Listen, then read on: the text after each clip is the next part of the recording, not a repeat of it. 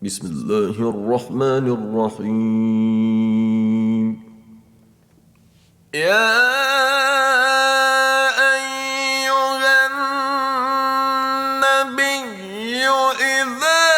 طلقتم النساء فطلقوهن لعدتهن وأحصوا العدة واتقوا الله ربكم لا تخرجوهن من بيوتهن ولا يخرجن إلا أن يأتين بفاحشة مبينة وتلك حدود الله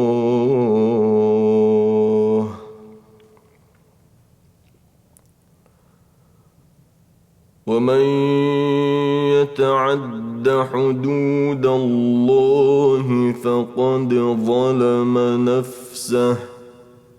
لا تدري لعل الله يحدث بعد ذلك أمرا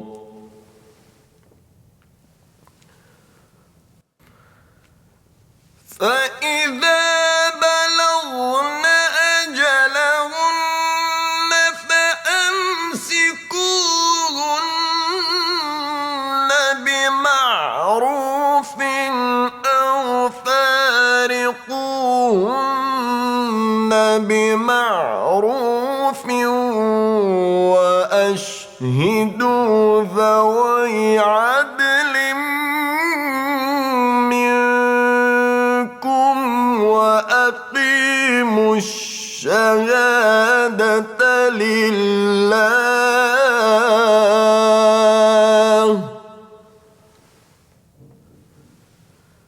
ذلكم يوعظ به من كان يؤمن بالله واليوم الآخر ومن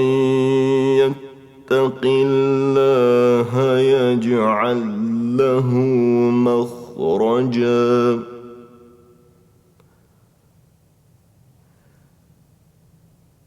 ويرزقه من حيث لا يحتسب ومن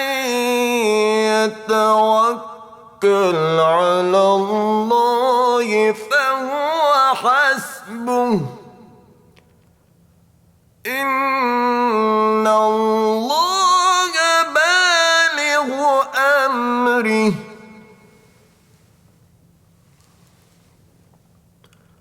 قد جعل الله لكل شيء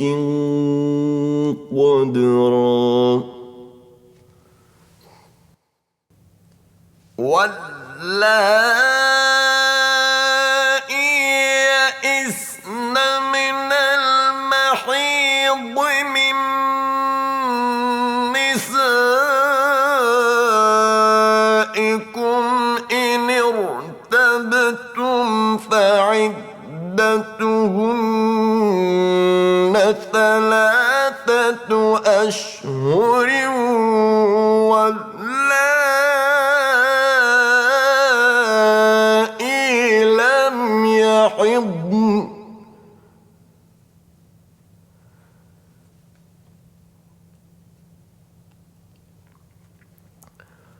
وأولاة الأحمال أجلهن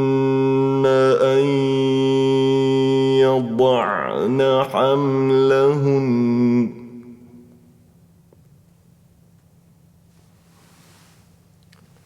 ومن يتق الله يجعل له من أمره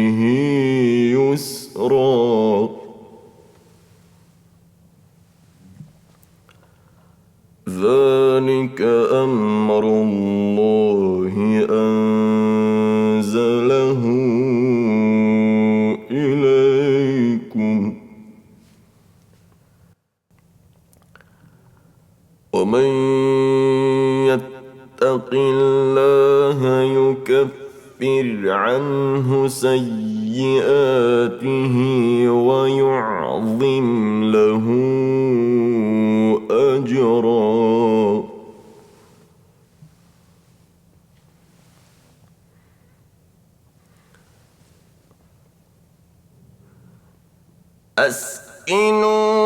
أسكنوهن من حيث سكنتم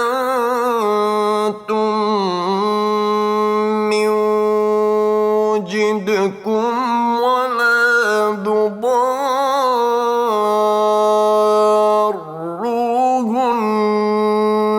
ليضيقوا عليهن، وإن كن أولات حمل فأنفقوا عليهن حتى يضعن حملهن،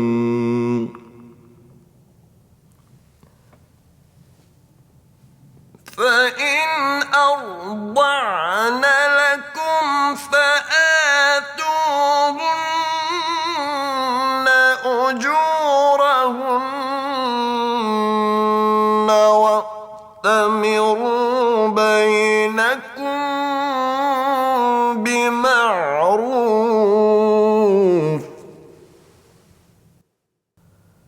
وإن تعاسرتم فسترضع له أخرى،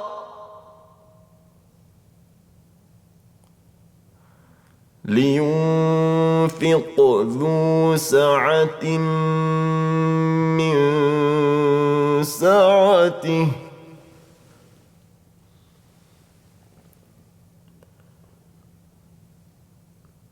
ومن قدر عليه رزقه فلينفق مما آتاه الله،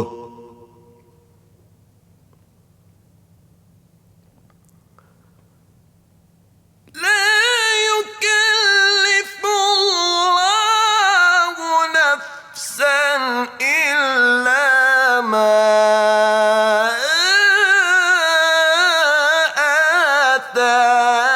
آتاها، سيجعل الله بعد عسر يسرا.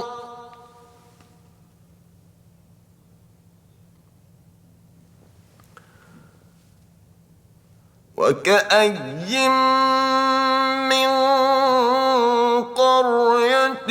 عتت عن أمر ربها ورسله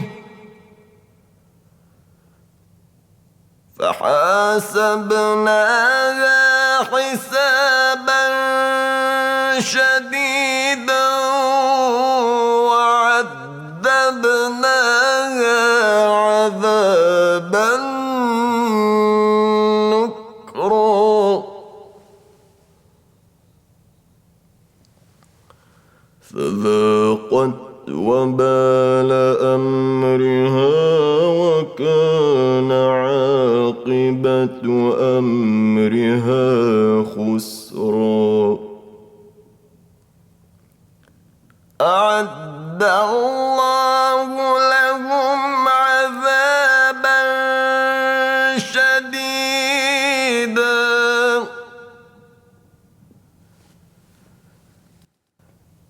فاتقوا الله يا أولي الألباب الذين آمنوا، قد أنزل الله إليكم ذكرا.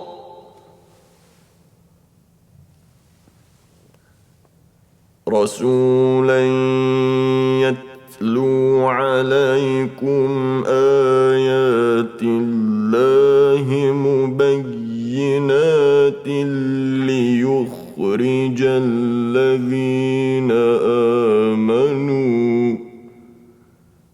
ليخرج الذين آمنوا وعملوا الصالحات من الظلمات إلى النور.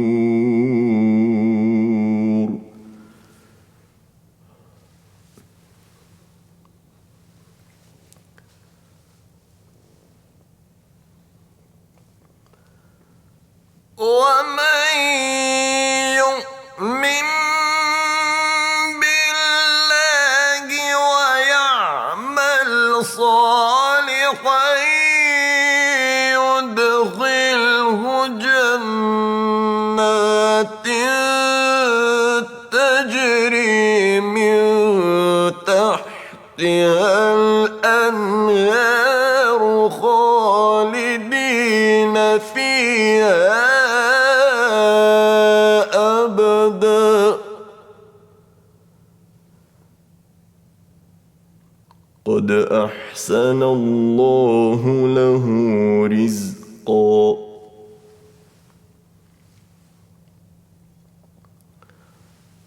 الله الذي خلق 7 سماوات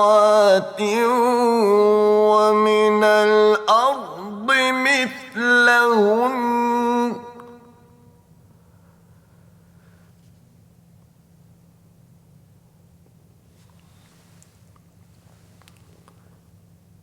يتنزل الأمر بينهن لتعلموا أن الله على كل شيء قدير وأن الله قد أحاط بكل شيء علما